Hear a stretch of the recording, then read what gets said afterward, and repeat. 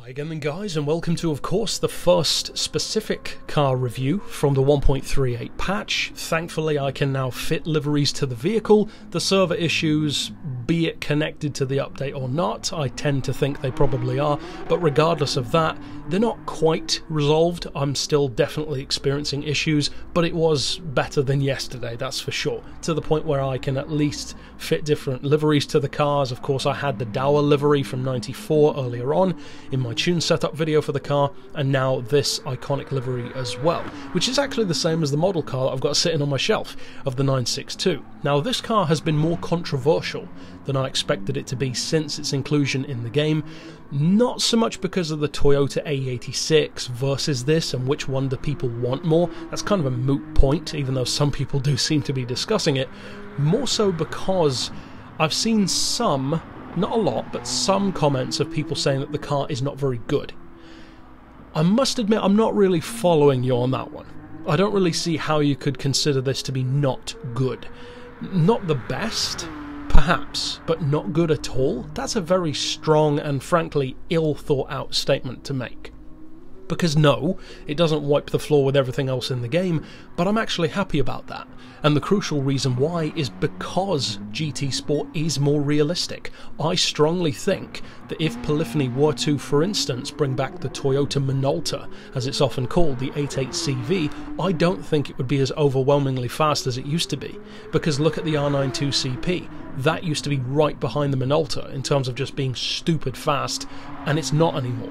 It's far more accurate. It's still a very, very quick, very capable car, but it's of its age and of its time. And that, I think, is good, because it's far more realistic to how the cars should feel, and especially how they should compare to modern LMPs.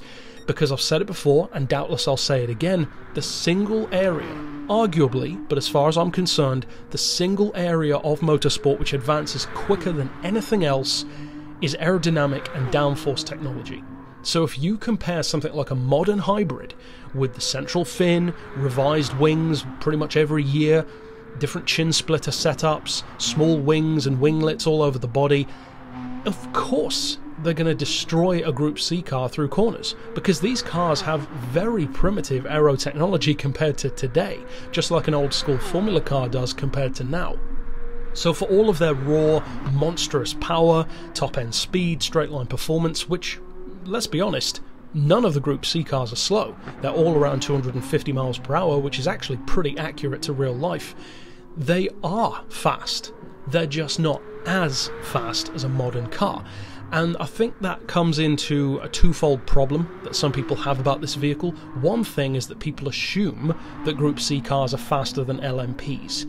That's technically only true as far as we can tell, because modern LMPs are not allowed to go as fast as they arguably can, because of the chicanes on the Le Mans, or on Le Mans I should say, and also shorter gearing, higher downforce. The cars just don't need those top speeds anymore.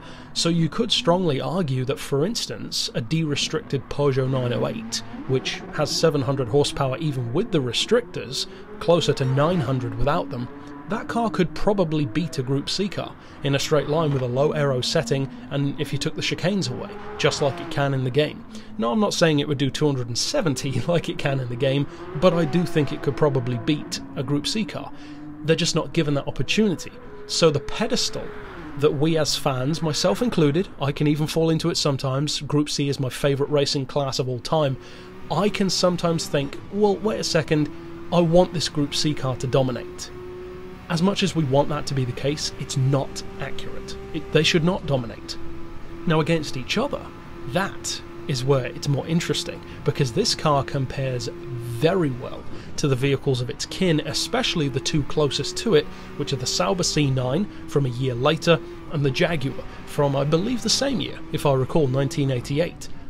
It compares very well compared to both of those, and in fact, it's pretty much quicker than both of them on certain occasions. On Le Mans, for instance, it's quicker than the Jag. I believe the Sauber might have been a bit quicker with my personal tuning. Here at the 24-hour circuit or the regular Nordschleifer, it could probably go back and forth between them, but I have no qualms at all about this car. The only thing I would have changed is to actually have the long tail version, because I prefer it. But what we do have, I think, is a brilliant car. And I'm talking objectively, because I just said it's not the one I wanted, and yet still, with that being said, I love it. So to me, that kind of proves that even if it's not your favourite version, objectively speaking, I can still say this is a very impressive car. It looks the part, of course, personal preference. It sounds accurate. As I said in my overarching review, I've heard one in real life, stood right next to it as it warmed up its engine at Goodwood. It sounds like this, it's very accurate to that, kind of quieter than you might expect, which is a common Porsche trait. It has that boxer warble at high speed, which sounds good, kind of like a quad turbo Subaru or something like that. And in terms of performance, it is strong. My tune from earlier on today runs the old Le Mans circuit in a 2-minute 57 lap. That is not slow, and with a price tag of $1 million credits, there really is nothing to complain about with this car as far as I'm concerned. If this car debuted in GT6 as a standard car from day one, for instance, it would have been double the price, easily. This would have been on par probably with the Sauber C9 and the Mazda at like 2.1 million, so it's even a lot cheaper than it used to be as well. Now in terms of the raw spec, as I said, you do have that boxer engine. It's a flat 6, 2.6 litre, similar capacity to a Skyline, ironically enough, but 610 horsepower stock. You can tune it up to 940, which, to give you some idea of scale, is a little bit less than a Mazda 787B and a Mercedes Sauber C9, and a little bit more than the Nissan R92CP. Which is kind of ironic, given how powerful that Nissan's always been in the franchise. It's actually a little underpowered now compared to back then, and it's certainly underpowered compared to real life. It's the most powerful Group C car of all time, in qualifying trim in particular. In terms of the weight, it's 850 kilos, which is very healthy. Again, great rival to the Sauber, great rival to even the Mazda. That's only, what, 20 kilos heavier, I believe, than the 787B. It's almost 50 kilos lighter than the Sauber C9, so it's very well placed. Again, pretty much right in the middle of the pack. It's got all of that history, all of those victories behind it, and again, you might think that's kind of irrelevant, but I've said this before, and I do believe it's true. If you drive a car that has a lot of respect and that you actually enjoy driving, I think it does make a difference. Then if you drive a car that may be fast but you don't really like, I think you're driving with a vehicle that you genuinely love and get along well with. I think you'll do better. Or at least that's been the case, even in my personal experience. Now, the torque is not quite as high as you might expect, 443 pound-feet, despite the fact that it is turbo-aspirated, of course.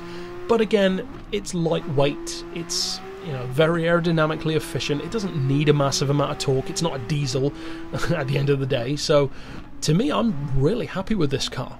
Top speed wise, you're looking up around 247 with my tuning, at least here at Le Mans, doubtless even more at Route X, probably 255, maybe 260 miles per hour if you optimize the gears a little bit more.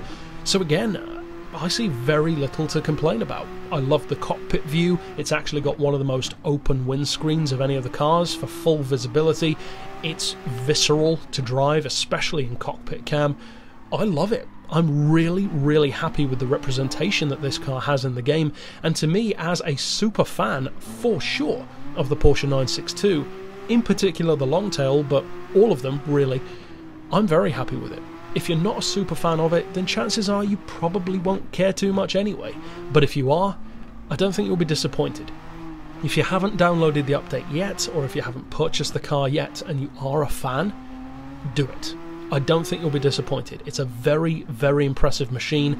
One of my favourite cars of all of the updates so far, I would say, in fact. And alongside the Carrera GT, one of my two pretty much favourite Porsches. So, of course, I'm glad that it's in the game finally, and a part of the franchise now, which is a very cool thing to be able to say. But that's it overall for this review. Of course, check out my tuning for it if you haven't already.